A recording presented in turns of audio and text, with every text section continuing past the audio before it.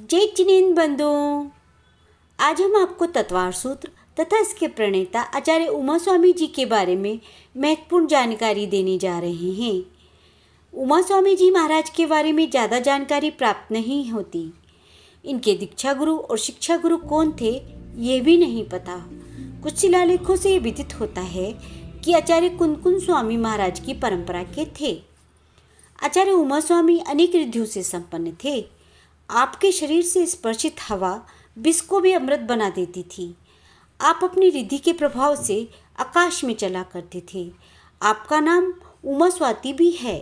तत्वार सूत्र जैसी महान कृति के बारे में जानकारी प्राप्त करने से पहले ये जरूरी हो जाता है कि जिन आचार्य महाराज ने ये ग्रंथ लिखा है हम उनके बारे में भी थोड़ा सा जान लें।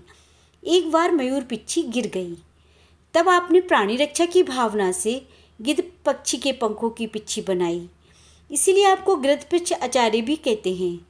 आचार्य उमा स्वामी जी की कृति तत्वार सूत्र भगवान महावीर की वाणी के समान जैन धर्म का आधार स्तंभ बनी।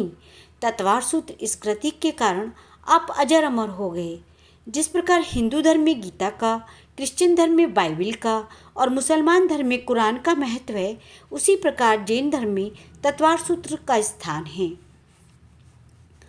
कहा जाता है कि एक बार दुपायक नामक विद्वान ने दर्शन ज्ञान चरित्राणि मोक्ष मार्ग ये सूत्र बनाया और लिख दिया। चर्या से लौटने के बाद जब आचार्य उमा स्वामी महाराज जी की दृष्टि उस सूत्र पर पड़ी तो उन्होंने इसमें सम्यक शब्द जोड़ दिया। जब दुपायक अपने घर लौटा तो उसने सम्यक शब्द जुड़ा देखा और अपनी माता से पूछा कि इसमें सम्यक शब्द किसने जोड़ा है।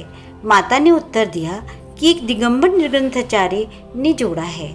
तब वह मुनिराज को खोजता हुआ उनके समीप पहुंचा और विनयपूर्वक पूछने लगा कि आत्मा का हित क्या है।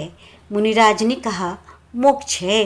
इस पर उसने मोक्ष का स्वरूप तथा उसकी प्राप्ति के उपाय मुनिराज से पूछे, जिसके उत्तर में इस महान ग्रंथ तत्वार सूत्र का सृजन हुआ।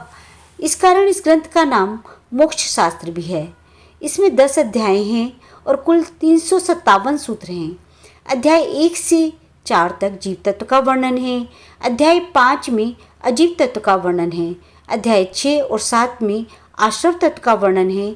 अध्याय 8 में बंध, 9 में संवर्त तथा निर्जरा और 10 में मोक्ष तत्व का वर्णन है। जिस व्यक्ति ने जैन धर्म में जन्म लिया है और तत्वार सूत्र ग्रंथ को पढ़ा है, समझा है, जाना है, सही अर्थ में उसका जीवन सफल है। ये जैन धर्म की गीता है। यदि आपने तत्वार सूत्र ग्रंथ का अध्ययन नहीं किया है तो एक बार अवश्य कीजिए। वीडियो को अंत तक देखने के लिए धन्यवाद बंधुओं। किसी भी प्रकार की कोई भी जानकारी के लिए आप हमें कमेंट अवश्य करें। जय जिनेन्द्र।